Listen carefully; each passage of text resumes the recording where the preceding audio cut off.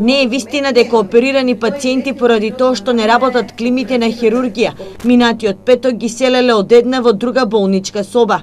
Иако температурите беа над 40 степен, состојбата не е алармантна, тврди директорката на Штипската болница.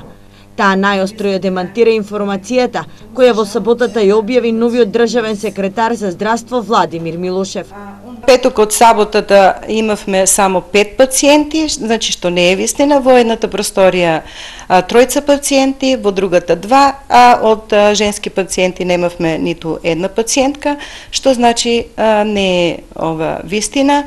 Меѓутоа, значи, државниот секретар треба да настапува од позиција на државен секретар на Министерство за здравство, а не како председател на Општинската организација на СДС. Но тогаш тој бил на работа, вистина ли дека се пренесувани, односно префрлани пациенти од една просторија на друга? Не, значи не е вистина. Во саботата Милошев пред камерите на телевизија Ирис раскажа за проблемите со кои се соочил на неговото последно дежурство. Високите температури и расипаните климауреди биле причина за 6 оперирани пациенти да се дислоцираат од една во друга просторија.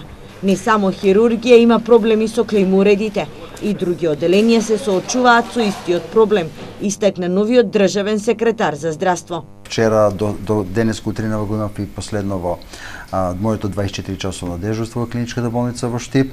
Во овие неподносливи летни температури од над 40 степени на хируршкото оделение пациентите ги носевме ги собиравме во една соба затоа што буквално не функционираат климауредите.